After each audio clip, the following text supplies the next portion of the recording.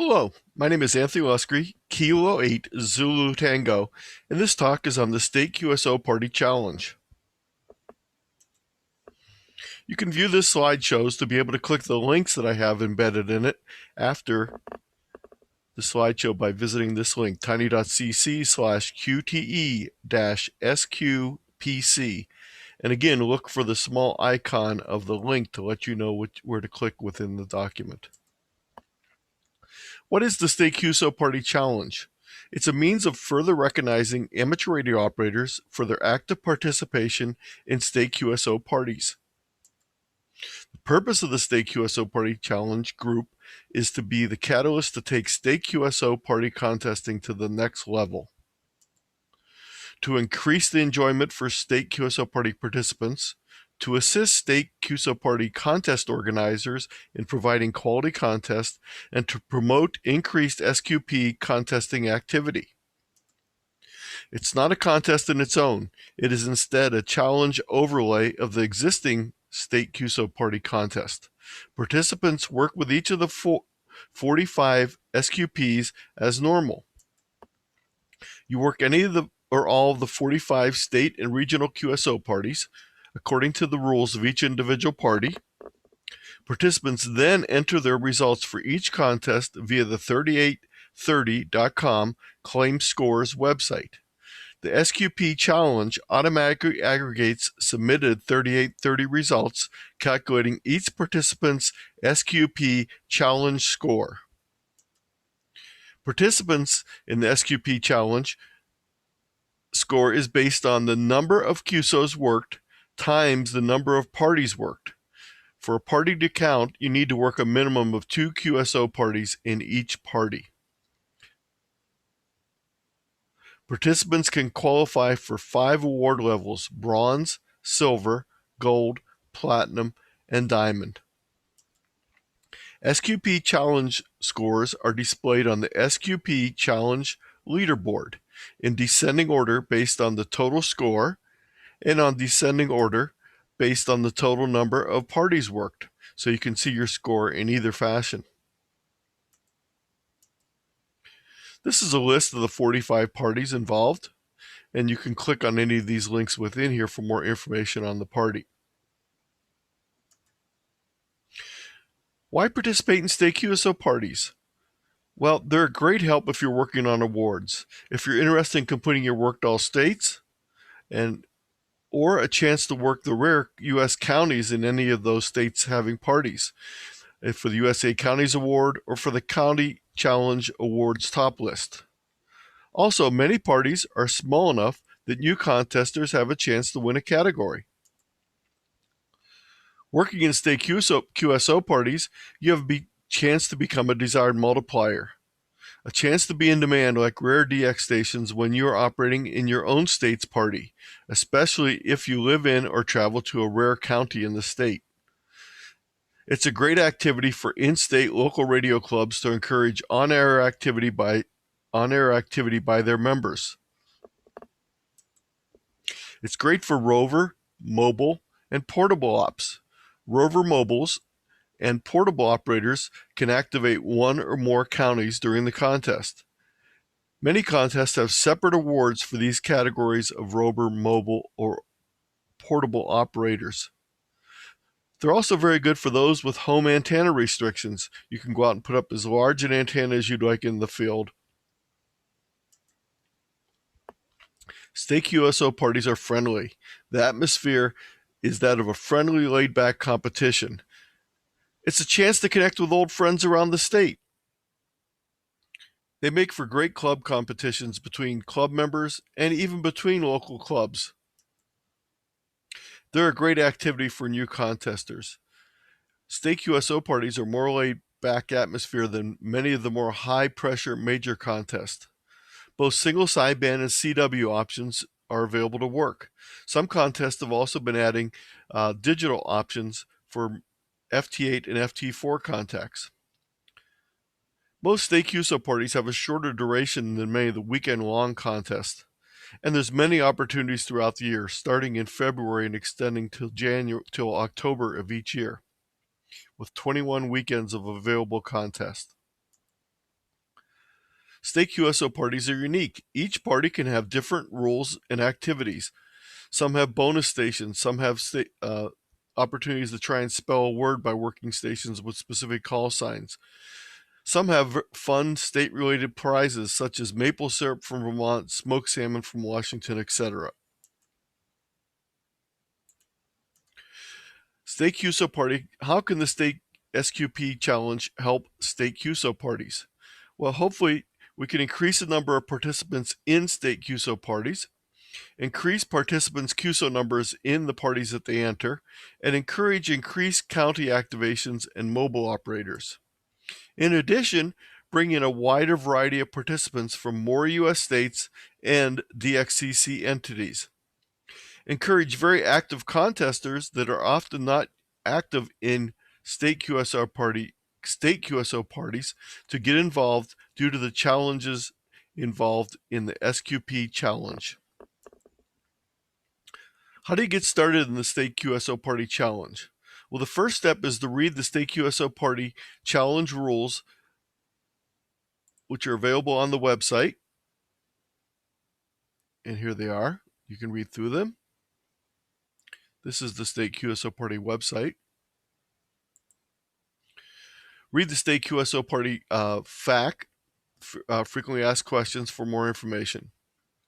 You need to then find the included state QSO parties, which are listed both on the state QSO party website and on the leaderboard. You need to find the times, the dates, and for the rules, you can go to the WA7 BNM contest calendar or your favorite contesting calendar to read the individual rules for each state. This is a list of the states involved, and each of these links takes you to that state's official site, so you can read the rules there also. You notice we've divided this up into weekend groups. There are 21 weekend groups starting February 6th this year through October 17th. So a good chance to work stations throughout most of the year. Some of the QSO parties that are listed, such as the 7th area called QSO party and the New England QSO party, have many states involved, so it's not just one state in those particular contests. So that's why you don't see some states listed individually, because they're parts of regional contests. Your next step is to get ready for the QSO party. You need to plan what type of operation you're going to do. If you're out of state, it's pretty simple. You'll just be an out-of-state station and operate that way. If you don't live in the state that's having the contest, you can always travel there to become an in-state participant, or if you live there already, you still have a couple decisions to make. The first one is whether you want to be a fixed home station, a fixed portable location, such as in a single county, possibly activating a rare county with few amateurs that live in it, or you want to be a mobile rover with a multi-county operation. The next step is to get ready for the QSO party. You need to know your exchange. If you're in a state outside the one holding the QSO party, your exchange will be your state location. So in my case, I'm in Ohio, or the abbreviation of Oscar Hotel, or OH for Ohio. If you're in the state, your exchange is your county. So you need to know what county you're going to be in during the contest, or if you're going to be in multiple counties, the abbreviations and names for each of those counties. Although you could use paper logging, it's very helpful to have computer-based software to do contest logging, and two very popular programs are N1MM and N3FJP that have modules for most of the contests included in the State QSO Party Challenge. Next step is operating. When the time comes the contest starts, you want to start operating. And to find stations in the QSO parties, many parties publish suggested frequencies for both CW operations and phone operations, so that you have an idea of where to look for the stations that are actively participating in the contest. Most parties allow all stations to use spotting networks such as a reverse beacon network, DX clusters, DX watch, etc. So that's another way you can find people that are participating actively, is by using those spotting sources. Many parties also allow stations to many parties also have their own spotting networks available for individual spotting in that state party. Some tips for newer contesters. Make sure you read and understand the contest rules beforehand. Know your exchange. And contest QSOs should be kept streamlined. Send only what is required in exchange. Avoid excessive information. Repeat only the information that is requested. Not all contesters will be on the suggested frequency, so you need to tune above and below the suggested frequencies, especially on single sideband where stations need to spread out a little bit further. Some additional tips for newcomers. Know the CQing station's call sign before responding. So listen until you know that you're actually copying the other station before you respond. If calling CQ, give your call frequently so other stations can identify who you are. If you're a rover, give your new county in the CQ periodically so stations know that it's okay to work you again. Keep track of stations you have already worked. The only time you can work them again is either on a new band or, in the case of a rover when they move to a new county. Again, using contest logging software can be very helpful for this purpose. Spotting information, DX cluster, W6RK, county hunting network, etc. are all good places to find spots for stations actively participating in the contest. And as I mentioned earlier, some parties also have their own spotting page just for their party. Many rovers and mobiles tend to operate on or near the same frequency as they change bands and counties. So, for example, station W1ABC may be operating on 3538 on 80 meters, 70.38 on 40 meters, and 14.038 plus or minus interference on 20 meters.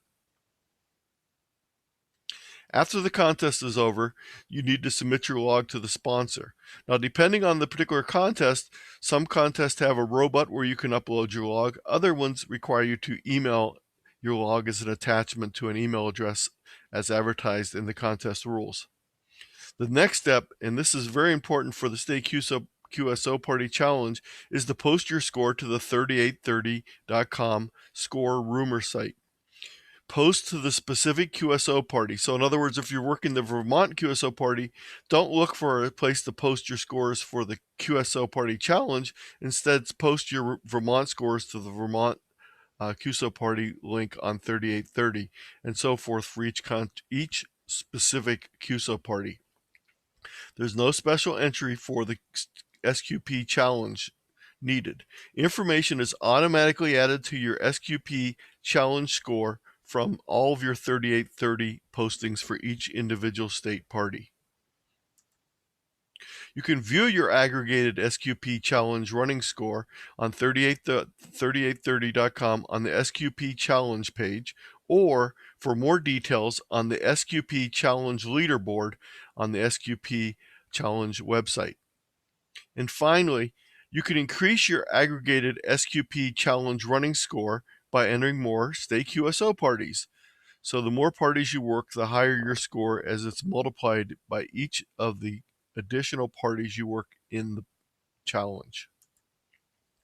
I have some resources available on contesting on my website at K8ZT.com.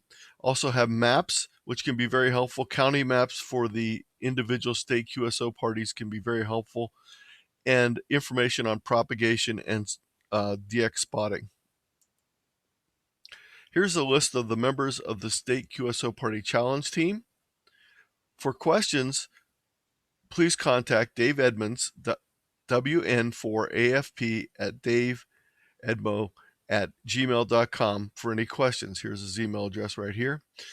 And want to note that the SQP is sponsored by ICOM America. ICOM America provides the money to provide the certificates and trophies for the top placing stations. I'll now take questions, and remember that you'll need to go back and get to the slideshow to be able to click on any of the links that are there. And if for some reason you need a PDF, you can click here for a link to that. And also, here's my contact information. Please feel free to email me or visit my website. And here's a list of all the presentations I've done over the last year, available at tiny.cc/K8ZT-P. So again, I'll now take your questions. Thank you very much.